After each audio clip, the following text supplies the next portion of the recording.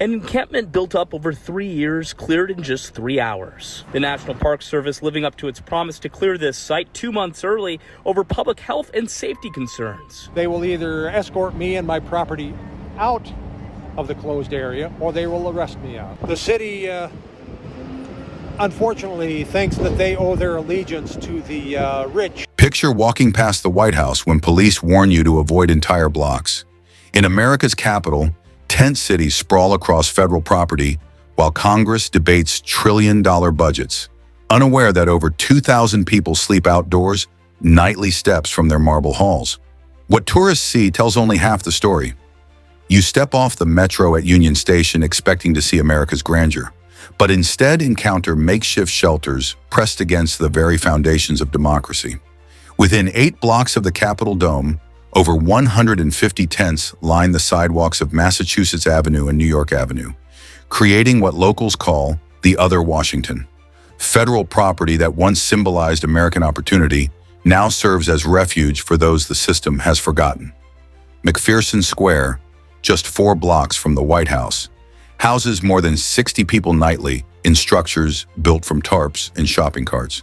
The National Park Service reports removing over 2 tons of debris monthly from these unofficial settlements, yet new encampments appear faster than old ones disappear. Security guards at the Smithsonian museums now receive training on homeless interaction protocols. Capitol Police have documented a 40% increase in welfare check calls since 2022. Foreign diplomats express concern about the optics during official visits, while tour guides develop alternate routes to avoid the most visible camps.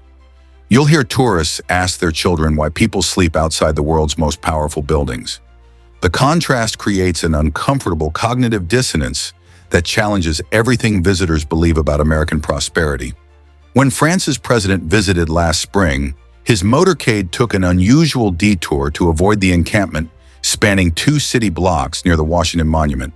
But these visible camps represent just a fraction of the crisis. The real numbers reveal a situation far more severe than most realize. The official count from January 2025 reveals what city officials hope to keep quiet. 4,237 people experiencing homelessness in Washington, D.C., representing a staggering 38% increase since 2022. You're looking at numbers that outpace every other major American city except Los Angeles and New York. Here's what makes these figures truly alarming. DC's homeless population density now exceeds San Francisco's by 12%, despite having half the total population. The Metropolitan Washington Council of Governments reports that 43% of those counted are families with children, while 26% are veterans who serve the very government that now struggles to house them. Compare this to similar-sized cities, and the crisis becomes clear. Denver, with comparable population and federal presence, maintains a homeless count of 2,100. Seattle, facing its own housing emergency, still reports 30% fewer homeless individuals per capita than the nation's capital.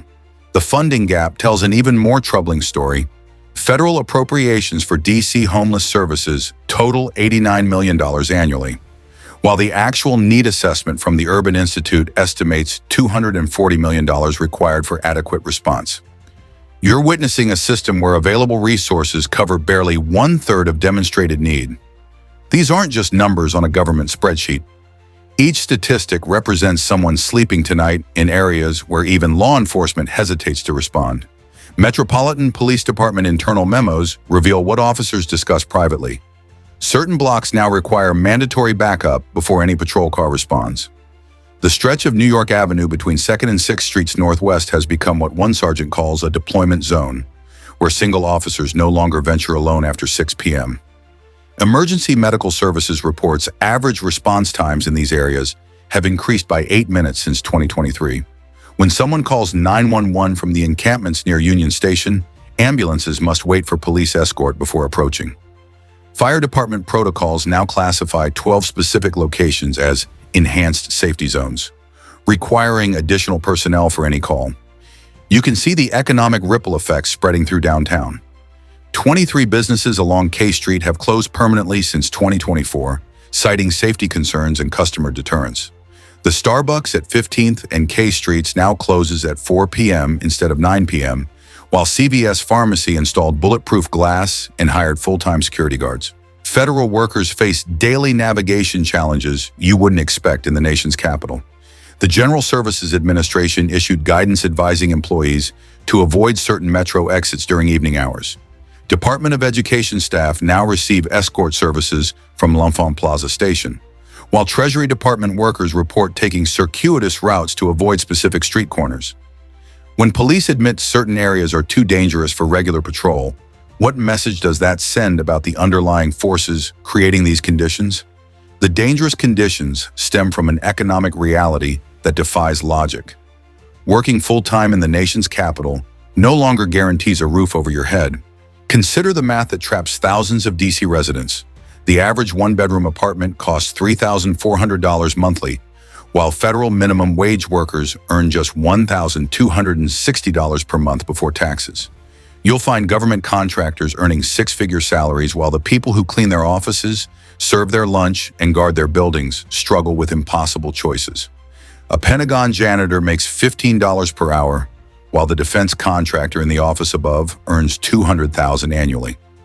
Both work in the same building, but only one can afford to live within 30 miles of their workplace. Gentrification has accelerated beyond recognition since 2020. The Washington Post reports that median home prices in traditionally black neighborhoods like Anacostia have increased 87% in 3 years.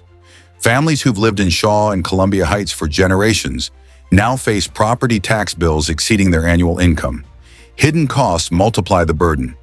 DC residents pay the highest auto insurance rates in America, averaging $2,100 yearly. Grocery costs run 23% above the national average, while the metro fare increases have outpaced inflation by 40% since 2022. When a single ambulance ride costs $800 and parking violations start at $75, financial stability becomes nearly impossible to maintain. Michael Thompson holds a top-secret security clearance and sleeps in his Honda Civic. As a Department of Defense contractor earning $48,000 annually, he passes background checks that scrutinize every aspect of his life, yet he can't afford the $3,000 monthly rent for a studio apartment within commuting distance of the Pentagon. The Government Accountability Office's internal survey reveals what federal agencies don't publicize. 137 current federal employees reported experiencing homelessness in 2024. You're reading about people who process your tax returns, guard federal buildings, and maintain national security systems while living in shelters or their vehicles. Veterans Administration employee Sarah Martinez lost her apartment when her medical bills from cancer treatment exceeded her insurance coverage. Despite working for the agency designed to help veterans, she discovered that current federal employees face a 6-month waiting period for emergency housing assistance. The bureaucratic catch-22 means she must choose between keeping her job or accessing immediate help. Contract workers face even grimmer prospects. Without federal benefits, they earn government salaries while lacking the safety net that permanent employees receive. The Office of Personnel Management estimates that 41% of DC area federal contractors live paycheck to paycheck, despite working on projects worth millions of taxpayer dollars. Administrative barriers compound their struggles. Shelter intake processes conflict with security clearance requirements, creating impossible documentation demands. How do you maintain top-secret access while listing no fixed address on your security forms? The irony deepens when you realize many of these struggling workers help construct the very buildings where they now seek assistance. Roberto Garcia spent 30 years building luxury condominiums in Adams Morgan. Yet he now sleeps in his pickup truck, parked 2 miles from the buildings he helped construct. The cruel mathematics of gentrification mean his construction wages of $22 per hour cannot compete with the tech workers earning 6-figure salaries who buy the units he builds. DC's Department of Housing reports that 63% of longtime black residents have been displaced from neighborhoods like Shaw, Columbia Heights, and Petworth since 2020. You're witnessing the systematic erasure of communities that survived urban decay, crack epidemics, and economic neglect, only to fall victim to prosperity. Multi-generational families who weathered decades together now scatter across Maryland and Virginia. The Johnson family, 4 generations strong in Anacostia since 1952, sold their family home for $800,000, but discovered they couldn't afford to buy anything comparable within 50 miles. Grandmother, parents, and children now live in separate locations, connected only by weekend visits and shared memories. Small businesses face impossible choices. Marcus Williams operated Williams Hardware on Georgia Avenue for 23 years before his rent jumped from $4,000 to $12,000 monthly. The DC Office of Revenue Analysis documented 417 small business closures in historically black commercial districts during 2024 alone. Corner stores become coffee shops. Community centers become luxury fitness studios. Churches sell to developers who promise affordable units but deliver market-rate condominiums. The children growing up amid this displacement face consequences that extend far beyond economics. 8-year-old Destiny Martinez changes schools for the third time this year, carrying her homework in a plastic grocery bag because her family moves between shelters every 30 days. DC Public Schools reports that 4,183 students experienced homelessness during the 2024 school year, representing nearly 7% of total enrollment. You can measure the academic devastation in test scores that paint a stark picture. Homeless students score an average of 42 points lower on standardized reading assessments and 38 points lower in mathematics compared to their housed peers. The achievement gap widens with each school transfer, as children lose months of learning while adjusting to new curricula, teachers, and social environments. School social workers now manage caseloads that have doubled since 2022. McKinley Technology High School employs 3 full-time homeless liaisons to coordinate transportation, provide clothing, and ensure students receive meals during weekends. Despite these efforts, chronic absenteeism among homeless students reaches 61%, compared to 18% for house students. Family shelters compound educational challenges in ways you might not expect. The DC Family Housing Collaborative reports that children in emergency housing average 4 hours of sleep nightly due to overcrowding, noise, and stress. Homework becomes impossible when 8 people share a single room with no desk space or quiet areas for concentration. These educational disruptions create generational cycles of instability, but the crisis deepens when you consider that many of these struggling families arrived in DC with hopes of building better lives. Carlos Restrepo arrived from Venezuela with engineering credentials and $500, believing DC represented opportunity. Instead, he joins 23,000 asylum seekers who've reached the nation's capital since 2022, overwhelming a system designed for half that number. The mayor's office reports that 67 buses per week arrive carrying immigrants and refugees, primarily from Texas border crossings. You're witnessing an unprecedented influx that strains every support mechanism the city maintains. Catholic Charities processes 150 new families weekly, while their temporary housing capacity maxes out at 80 families. Work authorization creates impossible barriers that trap qualified professionals in poverty.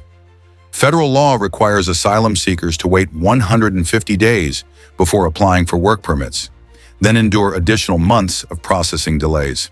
The DC Fiscal Policy Institute estimates that 41% of recent arrivals possess college degrees or professional certifications, yet they cannot legally earn income while their applications languish in bureaucratic limbo.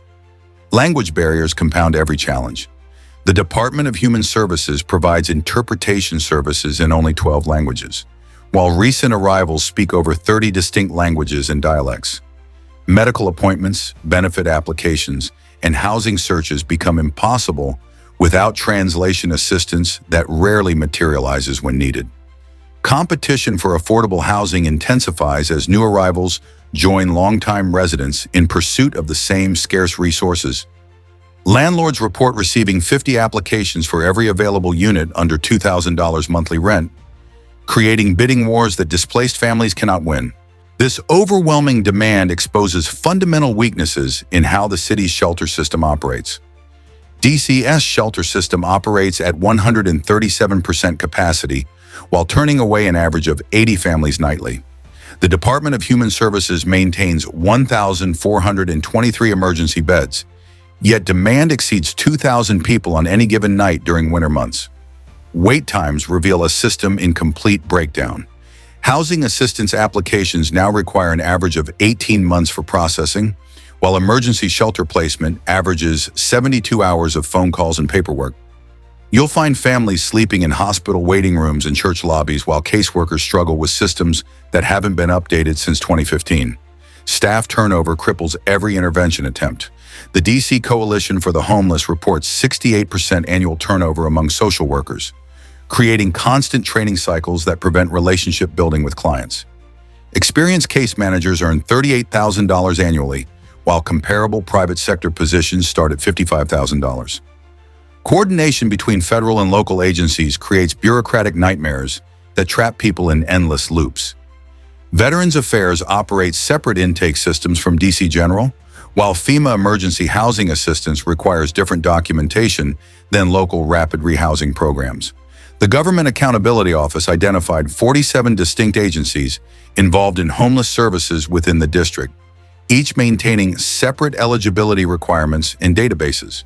When someone needs help, they encounter a maze of conflicting procedures administered by overworked staff using outdated technology. The complexity multiplies dramatically when you factor in the mental health and substance abuse issues that affect nearly 70% of the homeless population. Dr. Patricia Williams treats the same patients repeatedly in George Washington University Hospital's emergency room, watching untreated schizophrenia and bipolar disorder cycle through crisis after crisis. The DC Department of Behavioral Health estimates that 68% of chronically homeless individuals suffer from severe mental illness. Yet the city maintains only 142 psychiatric beds for a population exceeding 700,000. Substance abuse intertwines with mental illness in patterns that defy simple solutions. The Metropolitan Police Department's crisis intervention reports show that 43% of homeless individuals they encounter use drugs or alcohol to self-medicate untreated psychiatric conditions.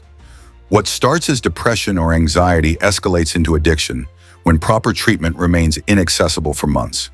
You'll find people who visit emergency rooms 12 times annually because no other mental health services exist. St. Elizabeth's Hospital, the city's primary psychiatric facility, maintains a waiting list averaging 96 days for non-emergency admissions. Meanwhile, emergency detox programs operate at 150% capacity with an average stay of 72 hours before patients return to the streets. The revolving door spins relentlessly. Unity Healthcare tracked 318 individuals who cycled between homelessness, emergency rooms, and short-term psychiatric holds over 6 months in 2024. Each crisis intervention costs an average of $8,000, yet comprehensive treatment programs that could break the cycle receive minimal funding. When psychiatric care fails and emergency rooms can only provide temporary stabilization, law enforcement often becomes the default response to mental health emergencies. Metropolitan Police arrest the same individuals repeatedly for crimes that exist only because they lack housing. James Morrison has been arrested 37 times since 2023 for unlawful camping, public urination, and loitering, costing taxpayers an estimated $412,000 in processing, court time, and incarceration. DC Superior Court statistics reveal the staggering economics of criminalizing homelessness. The city spent $14 million in 2024 prosecuting quality-of-life offenses, while allocating only $8 million for rapid rehousing programs. You're witnessing a system that spends $75 daily to jail someone for sleeping outside, while permanent supportive housing costs $52 daily. Legal challenges expose the constitutional problems with anti-camping ordinances. The American Civil Liberties Union successfully argued that punishing people for sleeping outdoors when no shelter beds exist constitutes cruel and unusual punishment. Yet enforcement continues, creating a legal limbo where police issue citations they know courts will dismiss. The court system buckles under caseloads driven by survival behaviors. Public defender offices report that homeless-related cases consume 41% of their resources, while repeat offenders cycle through arraignments every few weeks. Judge Patricia Broderick processes the same defendants monthly, watching mental illness and addiction worsen with each appearance. Defense attorneys estimate that 63% of their homeless clients would benefit more from treatment and housing than incarceration. Despite these obvious patterns, some individuals have developed remarkable strategies for navigating this broken system. Marcus Williams parks his 20-year-old Camry behind a Wendy's at 2 a.m., checking that his Army discharge papers remain safely tucked in the glove compartment. This Iraq War veteran receives $1,320 monthly in disability benefits for PTSD, yet DC's average studio apartment costs $3,400. His Veterans Affairs housing voucher application has been pending for 14 months. Teresa Jackson works 60-hour weeks between McDonald's and a cleaning company, earning $28,000 annually while supporting 2 children. She represents 41% of DCR's homeless population who maintain employment but cannot afford housing. Teresa sleeps in her car outside the elementary school where her daughter attends classes, moving every few hours to avoid parking tickets that cost more than her daily wages. Eleanor Thompson, 73, lived in the same Columbia Heights apartment for 46 years before gentrification tripled her rent. Her Social Security check of $1,180 monthly covers either rent or medication for her diabetes, but not both. She joins thousands of elderly DC residents choosing between housing and healthcare. Each develops survival strategies that would impress military strategists. Marcus showers at gym day passes, Teresa coordinates work schedules around her children's school hours, and Eleanor rations insulin while seeking free clinic appointments. They maintain dignity, hope, and determination despite systems designed to help them failing at every level. What emerges from their experiences reveals how individual tragedies connect to policy decisions made in offices just miles from where they sleep. Mayor Muriel Bowser promised to end family homelessness by 2020 during her 2018 campaign. Yet family homelessness increased 34% during her tenure. The 2025 budget allocates $89 million for homeless services, while the mayor's own commission estimated that $240 million is needed for adequate response. Federal complications create bureaucratic paralysis that local politicians use to deflect responsibility. DC operates under congressional oversight that limits local autonomy, while federal agencies maintain separate homeless programs with conflicting requirements. When housing and urban development reduces funding, city council members blame federal cuts. When local programs fail, they cite federal constraints. You'll discover that successful pilot programs vanish when political winds shift. The LEAD program, which diverted low-level offenders to treatment instead of jail, reduced recidivism by 47% during its 18-month trial. Yet funding disappeared when a new council member called it soft on crime during the 2022 election cycle. Business pressure shapes policy more than evidence. The downtown DC Business Improvement District contributed over $200,000 to council campaigns in 2024 while lobbying for aggressive encampment sweeps. Their quarterly reports cite customer deterrence and property value concerns as priorities that outweigh Housing First research demonstrating 68% success rates. Political theater replaces policy innovation when elections approach every 2 years, yet evidence-based solutions exist that DC simply refuses to implement. Houston reduced its homeless population by 78% since 2011, using Housing First principles that prioritize permanent housing over treatment compliance. You can measure their success in concrete numbers, from 8,400 homeless individuals in 2011 to fewer than 3,000 in 2024, achieved through coordinated entry systems and rapid rehousing that cost 68% less than emergency shelter operations. Mental health courts in Miami-Dade County divert 91% of participants from jail to treatment, reducing recidivism by 62% while saving taxpayers $14,000 per case. Their model integrates housing, healthcare, and job training through single-case managers who maintain contact for 18 months, eliminating the bureaucratic maze that traps DC residents. Salt Lake City's public-private partnerships created affordable housing that pencils out financially for developers while serving extremely low-income residents. Their land trust model preserves affordability permanently, preventing the gentrification cycles that displace DC's longtime residents. Construction costs average $47,000 per unit compared to DC's average of $180,000. Finland's Housing First approach eliminated rough sleeping entirely in Helsinki through federal funding models that prioritize permanent solutions over temporary fixes. Their per capita investment of $2,000 annually produces housing stability that DC could replicate with political commitment. These aren't theoretical experiments, but proven strategies with documented outcomes that any city could implement. The evidence exists, the funding mechanisms are understood, and the results speak for themselves. DC stands at a crossroads where political will determines whether the crisis escalates into national embarrassment or transforms into a model for urban solutions.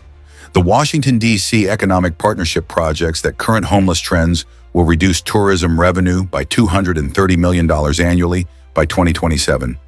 As international visitors avoid a capital city where human suffering dominates iconic landscapes, federal agency productivity faces measurable impacts when employees navigate encampments during daily commutes.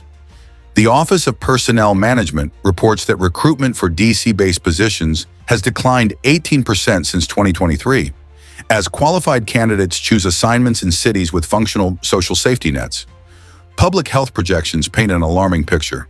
Disease outbreaks in unsanitary encampments could spread rapidly through a population lacking healthcare access, creating citywide emergencies that overwhelm hospital systems already operating at capacity. The Centers for Disease Control estimates that tuberculosis and hepatitis rates will triple within 5 years without intervention. You can calculate the opportunity cost in stark terms. Maintaining the current crisis costs $412 million annually in emergency services, law enforcement, and court processing. Comprehensive housing first implementation would cost $240 million while actually solving the problem. When America's capital cannot house its own residents, what message does this send about democratic governance and economic opportunity? The nation's capital possesses unprecedented federal resources, political influence, and moral authority to lead. The question remains whether DC will choose to use them.